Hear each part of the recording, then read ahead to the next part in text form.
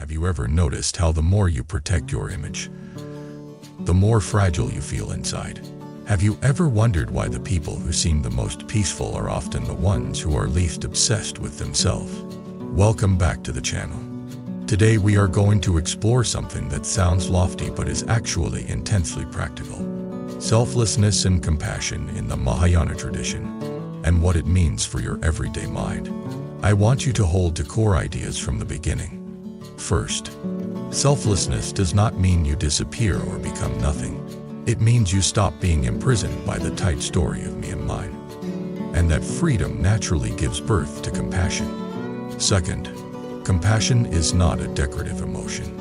It is a disciplined strength that grows from wisdom, from understanding cause and effect, and from training your heart to stay open without losing clarity. A lot of people hear selflessness and immediately panic. They think it means being a doormat, being used, having no boundaries, or being erased. But that fear comes from confusing selflessness with self-hatred. They are opposites. Self-hatred attacks the self. Selflessness loosens the clinging to the self. One is violence, the other is liberation. Here is the simplest way to understand it. When you cling to a solid self, everything becomes personal. Every comment becomes a verdict. Every mistake becomes humiliation. Every disagreement becomes a threat. Your mind lied like it is guarding a small kingdom that could collapse at any second. And because the kingdom feels fragile, you become defensive. You become controlling. You become reactive. You become tired. Selflessness is the moment you begin to see that the kingdom was always a story made of thoughts, memories, fears, and habits. Not fake in the sense that your life does not matter, but not solid in the sense that it must be defended with constant tension.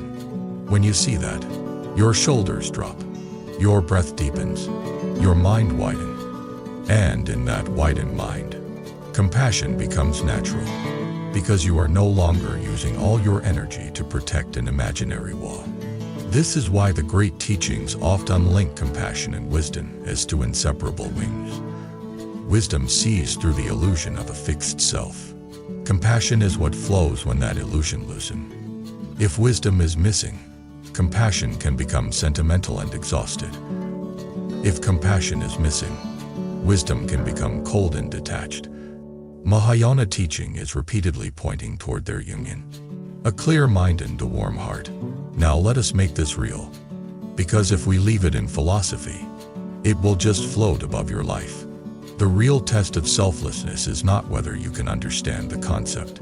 The real test is what happens when someone disrespects you. When you feel ignored, when you feel misunderstood, when you feel like you are losing control. In those moments, the self-story screams the loudest.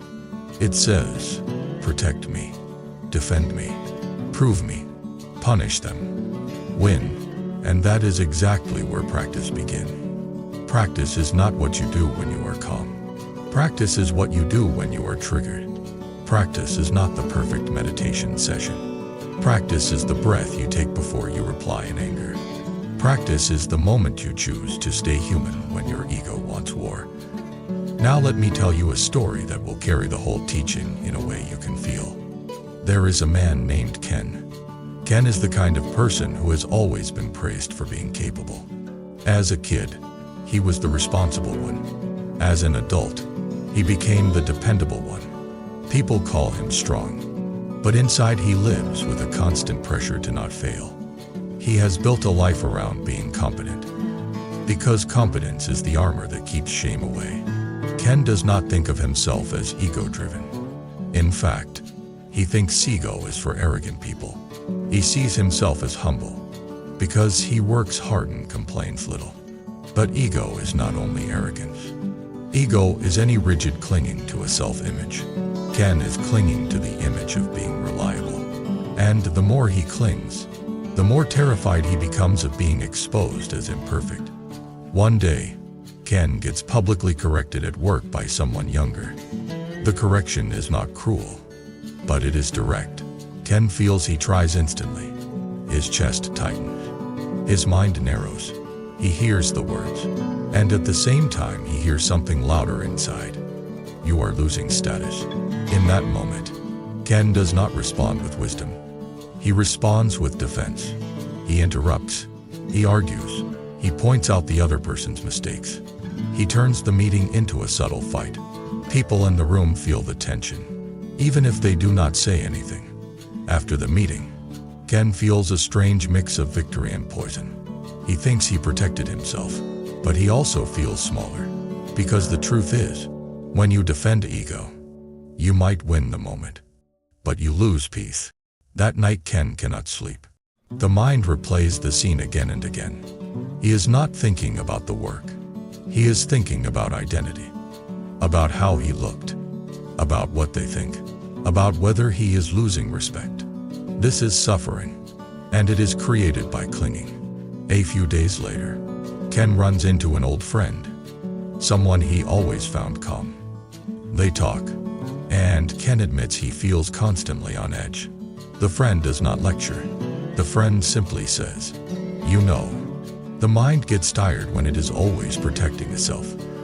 That sentence lands like a stone dropped into still water. Protecting itself. Ken realizes he has been doing that his whole life. Even his kindness sometimes was a form of protection, because being seen as kind was part of his identity. Ken becomes curious. Not spiritual curiosity to look special, but desperate curiosity. Like a person who knows the current path is not working. He begins to explore the idea of selflessness, not as a belief, but as an experiment. He asks himself, what if I do not have to defend this image so hard? What if I can let someone be wrong about me? What if I can be corrected without collapsing? The next week, another small correction happens at work. Ken feels the old heat, but this time he does something new. He pauses. He breathes out slowly. He notices the story forming. They are humiliating me. He does not fight the story. He just notices it. Then he asks a different question. What is the truth in the feedback? He says calmly, "Thank you for pointing that out. Let's adjust it." The room relaxes. The younger co-worker relaxes. Ken feels something unexpected. Not because he surrendered, but because he stopped feeding the fire of ego. That night, Ken sleeps better than he has in weeks. This is selflessness in action. Not disappearing, not becoming weak, simply not clinging so hard. Now, something else begins to shift. Because when Ken stops defending himself, he begins to see other people more clearly. He notices how anxious the younger co-worker actually is. He notices how that co-worker is trying to prove themselves too. He notices how everyone in that workplace is carrying invisible pressure. The moment Ken sees that, his heart softens. This is compassion arising from wisdom. Ken sees suffering, including his own, as a pattern of clinging and fear. And because he sees it, he stops wanting to punish people for it. He still holds standards. He still expects quality, but he no longer needs cruelty to feel safe. Over months, Ken practices this more. He becomes the kind of leader who corrects without humiliating. He becomes the kind of person who can apologize without shame. He becomes the kind of friend who can listen without turning everything into a comparison. His relationships improve. His body feels less tense. His mind is less noisy. His destiny changes. Not because life stopped challenging him, but because his responses stopped repeating the same ego-based karma. And that brings us to a crucial point. Karma is not only about big events. Karma is the momentum of small choices repeated. If you repeatedly protect ego with anger, you train anger. If you repeatedly protect ego with pleasing, you train self-betrayal. If you repeatedly protect ego with avoidance, you train distance. But if you repeatedly loosen ego with awareness, you train freedom. Freedom becomes peace. Peace becomes compassion. Compassion becomes the way you shape your life. Now let us go deeper into what selflessness really means. In the most practical language possible, selflessness means the self is not as solid as it feels. It is a process. It is changing. It is influenced by conditions. Your mood, your sleep, your hormones, your memories, your environment, your relationships. The self you are in the morning is not the same self you are at night. The self you are when you are hungry is not the same self you are when you are rested. The self is not a single thing. It is a moving pattern. When you see this, you stopped reading your thoughts as absolute. You stopped reading your feelings as identity. You stopped reading every moment as a threat to a permanent me. This is why the teachings often say that clinging is the root of suffering. Because clinging assumes there is something solid to hold on to. But experience is fluid. Life is fluid. When you try to hold fluid life with a rigid hand, you suffer. Selflessness is learning to open the hand. Now, many people ask, if I become less self-centered, will I lose motivation? Will I stop achieving? Will I stop protecting myself? No. Selflessness does not remove intelligence. It removes unnecessary tension. It does not remove boundaries. It removes hatred. It does not remove goals. It removes the belief that your worth depends on achieving them. In fact, when the ego pressure softens, many people become more effective. Because ego creates noise. Ego creates fear. Ego creates hesitation and overthinking. When you are less obsessed with how you look, you can focus on what matters. When you are less terrified of failure, you can learn faster. When you are less addicted to praise, you can work with more integrity. So selflessness can be a kind of power, but it is a quiet power. It is the power of not being owned by your own mind. Now, compassion in Mahayana is not just feeling sorry for others. It is a commitment to reduce suffering. And suffering is not only physical pain. It is also confusion. It is ignorance. It is the suffering created by clinging, hatred, and delusion. So compassion in this view is also education. It is helping people see more clearly. Sometimes that help is tender. Sometimes it is firm. Sometimes compassion looks like listening.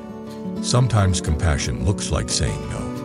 Sometimes compassion looks like letting someone face consequences. The key is the motive. Is your motive to reduce suffering or to feed ego? When ego is driving, even your help can be manipulative. You help to feel superior. You help to be needed. You help to control. That is not pure compassion. That is ego wearing compassion clothing. When wisdom is driving, your help is cleaner. You help because it is the right thing. And you also know your limits. You help without resentment. And if you cannot help, you say no without guilt. That is compassion with clarity. Now, I want to bring this into relationships, because this is where selflessness is either embodied or it is just talk.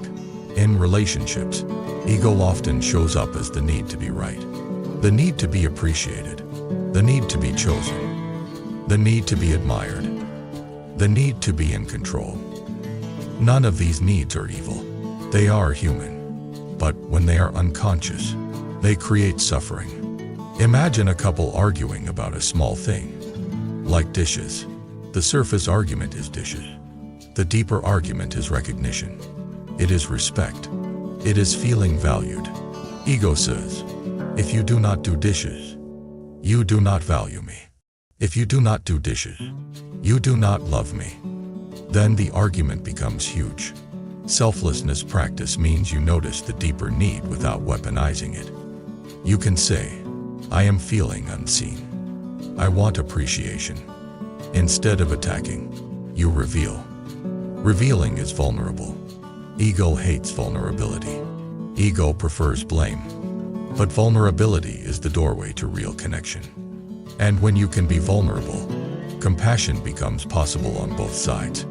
Because the other person can see your humanity instead of your attack. Now, selflessness also helps you forgive in a mature way.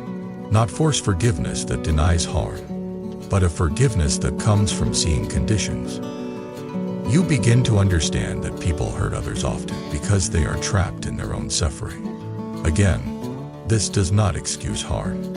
It simply loosens hatred. It helps you protect yourself without being poisoned. This is crucial. Because hatred feels like strength, but it is actually a chain. It binds you to the person you hate. It keeps them alive inside your mind. It keeps your nervous system tense. It shapes your destiny through bitterness. Selflessness breaks that chain by shrinking the ego that needs to punish to feel safe. Now, let me tell you another story. This time a family story. Because that is where ego and compassion are most tested. There is a mother named Elena, with a teenage son named Noah. Noah is bright, sarcastic, and constantly online. Elena often feels ignored. She feels like she is competing with screen. When she asks Noah to do chores, he acts like she is invisible. Elena gets angry and begins lecturing. Noah rolls his eyes. Elena feels humiliation. The argument escalates. Doors slam. The house feels cold. Elena thinks the problem is Noah.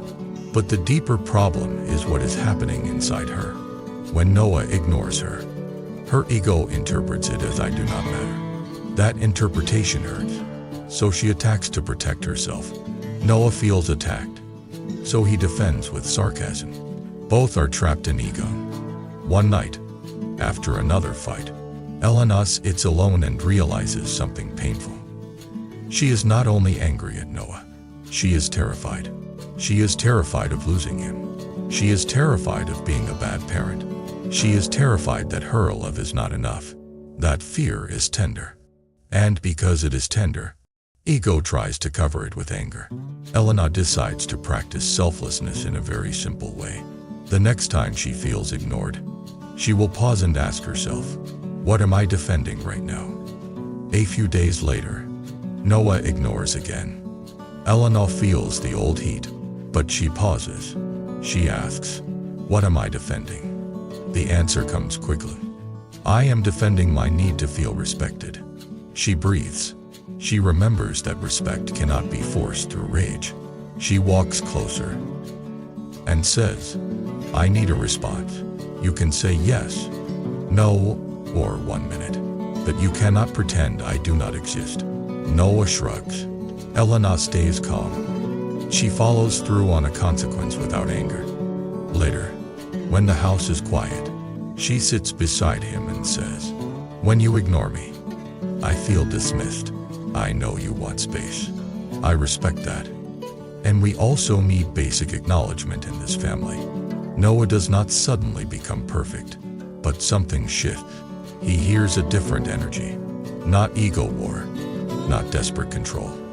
A steady boundary rooted in care. Over weeks, Noah begins responding more. Not warmly at first, but with communication. And later, when he has a hard day, he comes downstairs and sits near Elena. Quiet. Elena does not pressure him. She just stays present. After a while, he begins to talk.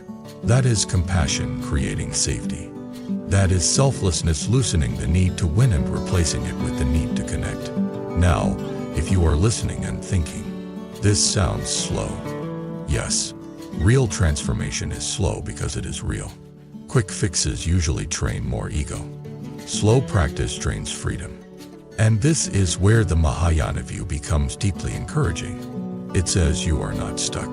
The mind is trainable. The heart is trainable. Compassion is trainable.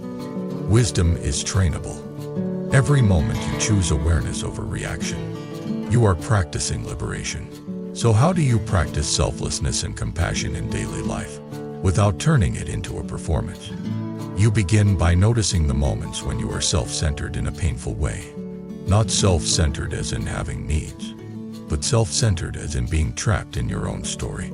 You notice the mind saying, what about me? Why did they do that to me? How do I look? What do they think? Am I winning? Am I losing? When you notice that, you do not attack yourself. You simply smile inwardly, like you are catching a child stealing cookies. You say, ah, ego is here. Then you breathe. Then you widen your view. Widening view means remembering that everyone is carrying something. That everyone wants to be happy and avoid suffering. That everyone has fears. That everyone has blind spots. That Everyone has conditioned habits. This does not remove boundaries. It removes hatred. Then you act. You choose an action that reduces suffering. Sometimes that action is a kind word. Sometimes it is silence. Sometimes it is a firm boundary.